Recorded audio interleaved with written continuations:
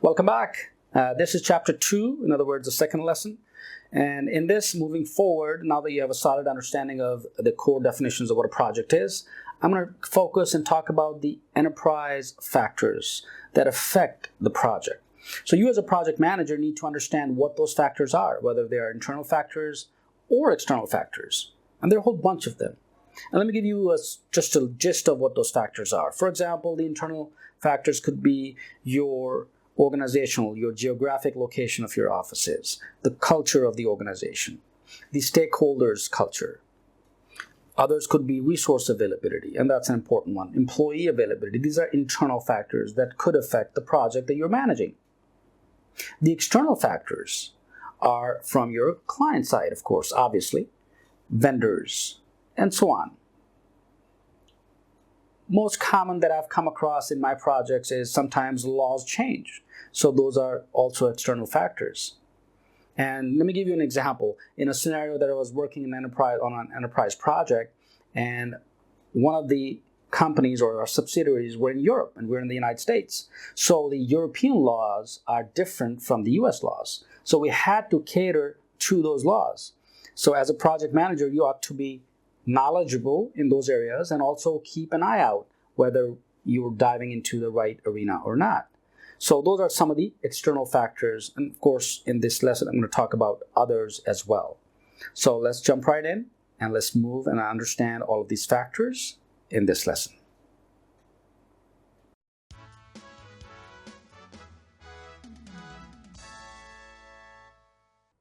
Welcome back. Super excited moving forward.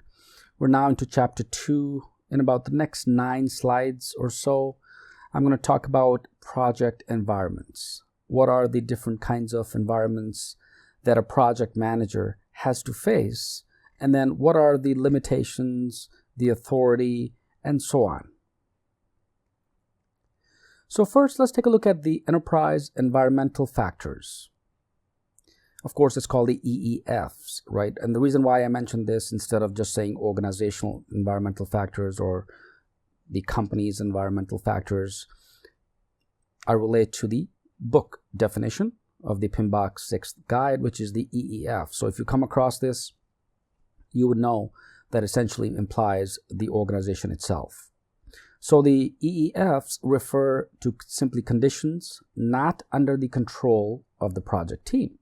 In other words, could be internal factors, external factors that influence, constrain, or direct the project itself. So these enterprise environmental factors can again be internal or external to the organization itself. First, the internal factors. So out of these 6 factors, the first one is the organizational culture, structure, and governance. Fairly straightforward.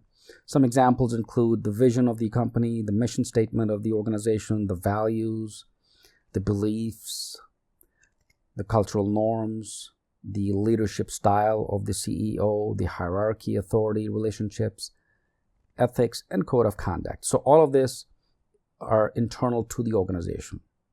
So whenever we actually go and interview as a job within an organization, we ought to know what kind of culture it is, whether it's a good fit for my skills and abilities, or it's an organization that may not be a good fit. So this kind of helps when you actually dive into and want a job in a certain organization.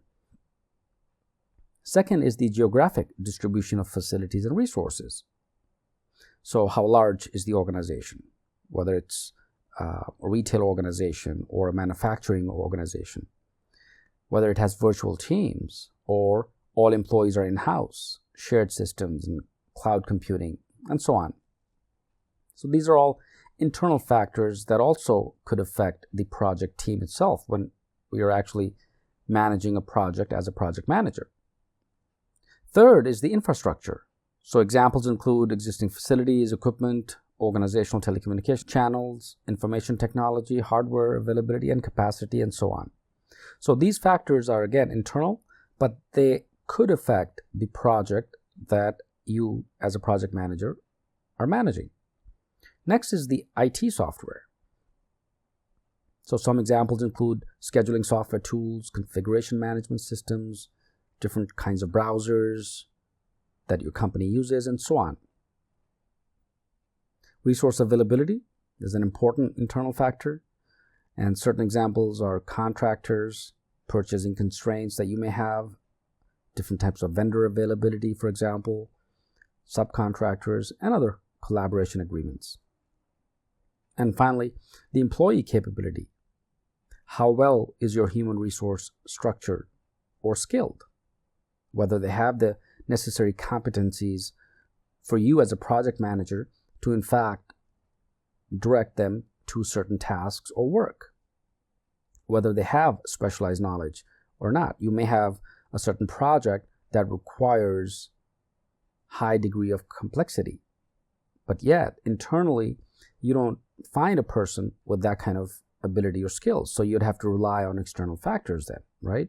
So these are the internal factors that could, one way or the other, possibly have an impact on the project itself. Next, let's take a look at the external factors. So these are outside the organization, right? Factors that are outside the company or the project that you're actually managing for the organization. So marketplace conditions, such as competitors, brand recognition, social and cultural influences and issues. For example, political climate, codes of conduct, perceptions, legal restrictions. You could be doing a project, for example, you initiate a project in the United States, but yet your organization also has an office in Europe somewhere. So you're not aware of the local laws of that particular country that could potentially affect the project. And a good example here I would give is the recent law changes for GDPR, which is for the European Union, right? So they came up with these data protection laws that are specific to Europe only. So you need to be aware as a project manager how those legal or compliance issues could affect the project. Likewise, commercial databases like benchmarking results, standardized costs, industry risk study information.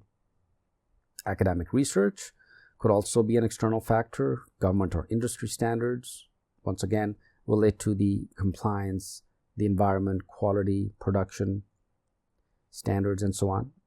Financial consideration, examples include currency exchange rates. You may be conducting a business in a country which has different exchange rates that could impact the project costs. And finally, the physical environment elements, which includes working conditions, weather constraints, and so on. So there are a bunch of internal and external factors that could affect the project. So an effective project manager needs to first off think what are the internal factors and external factors that could affect the project at hand. Process assets. The organizational process assets, what it means are simply your procedures, right? So these are just documentation, your plans, your knowledge bases specific to and used by the organization itself. These assets influence the management of the project. But how do they actually influence? You may have certain policies and practices in place, but yet as a project manager, you need to make a decision on the fly, for example, or that does not, in other words, conflicts with the existing policies. What do you do? So OPAs would include any artifact, practice, or knowledge from any or all of the organizations involved in the project that can be used to execute the project or govern the project. So these process assets also includes the lessons learned, for example, from your previous project. So whenever you close a project, you obviously have a trail, right, of all the last 6 months or 1 year, or depending on the size of that project that you did, you actually learned some lessons. So you've documented those lessons. And that becomes an asset to the organization, because obviously the future projects would entail that you also take a look at the historical data. Other process assets include completed schedules, risks data, earned value data, and they are basically inputs to many management processes. So typically and practically speaking, we don't really sometimes take a look at these process assets as project managers, because once you get a project, your goal is to just complete the project, make sure everything is done on time, and so on. But these are very helpful. So a good project manager, in my opinion, is the one who actually utilizes the lesson learned from the previous project and takes a look at all these practices and keeps these process assets in view before you actually jump into the project, and make sure all the stakeholders, again, transparency, right? Whether they're internal actors or external actors, they're all on the same page. Next couple of slides, I'm going to talk about the influences of organizational structures on projects. Here, I'm going to just talk about the important ones. So you can take a look at the project characteristics, which are basically work group arranged by project manager's authority, role, resource availability, who manages the project budget, and then the project management admin staff. And these are, again, the project characteristics. The organizational structure type, whether it's a simple company or organic or simple company, functional or centralized organization, whether you're working for a multi-division company, whether you're working for a matrix company, a strong company, or matrix weak. And again, next slide talks about additional organizational structure types as well as project characteristics. But this chart gives you a solid idea, understanding of the project manager's authority, for example. So in a simple organization, which is the first row, notice the project manager's authority is little or none, because in a small company, typically the owner or the operator makes all the decisions. So even though you may be a project manager, but you'd have to obtain consent of the owner or the operator, like once again, in a small company. Whereas the last row, which is the matrix-based organization, a strong matrix-based organization, the project manager has moderate to high authority. In other words, now you have the ability to make decisions of what you purchase, how to discuss things with a potential client, maybe talk about change orders, and even budgets. I know in my experience, there was a change order that entailed doing some additional development within the Office 365 and SharePoint arena. So the change order was initially worth $30,000. And since the project manager has first-hand knowledge about everything regarding the project, right? Because you're the person responsible for managing the project. So you have, everyone is reporting to you, whether it's your internal teams or the client itself. So since the PM has key knowledge of certain specific areas, and if you are a technical project manager that I'm going to talk about later, in other words, you're also an IT expert and a management guru, that's even better, right? So that's perfect. So in one of those projects that I was managing, there was an area where they needed some SharePoint development, right? An additional SharePoint development. And here, I talked to my dev team, I talked to my QA team. We actually came up with the work breakdown structures, and then I initiated the cost structure to them. So it ended up being at least about $55,000 instead of the initial $30,000 that we actually thought internally in our first meeting. So that way, the PM has about moderate to high authority where you can exercise and then actually provide additional benefits to your company as a PM. Organizational structure types, which are matrix-based, again, weak or balanced, or project-oriented, or virtual. There are a lot of companies these days which are virtual companies, and they have projects. For example, if you were to develop an enterprise app or a website, most of the work is now being done virtually. You have virtual teams placed in different countries or different offices. For example, Google and all these large companies, by the way, they have all these virtual teams. So in virtual team environment, which is about almost the third row from the bottom up, notice the project manager has low to moderate authority. And who manages the project? Budget is mixed, the resource availability is low to moderate, and so on. So these charts gives you a solid idea of the influences of organizational structures on projects. Large companies, by the way, enterprise level companies, they have PMOs, right? They have PMO offices. And PMO again refers to the portfolio program or project management office or organization. So within a large company like IBM or other large companies, they have project management offices because they have multiple projects. They have hundreds of projects in place, concurrently in place, and they have tons and tons of project managers working and so on. So they have a full-blown structure. The PMO, just briefly so you understand what it actually means, is a structure that standardizes the project-related governance processes. Because once again, this is simply a large office, right, that has maybe 30 project managers working. They have portfolios, they have different programs, and so on. The main responsibility of a PMO office is basically providing project managers the support.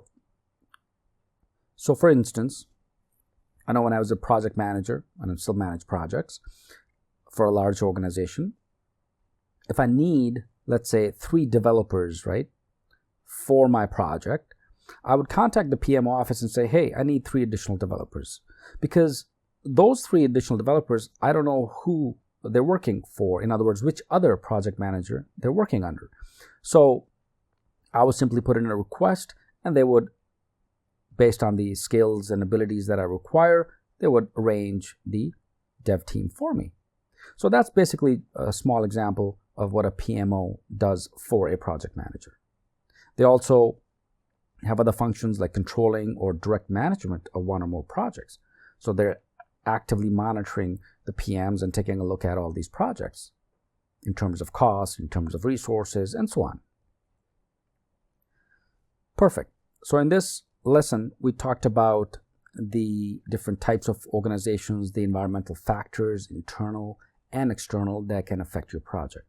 So as a project manager, you need to be aware of these. So if you get to a new project or assigned a new project, you would know what factors to look for and watch out for. So with this, I hope this helps. Let's move to the next lesson.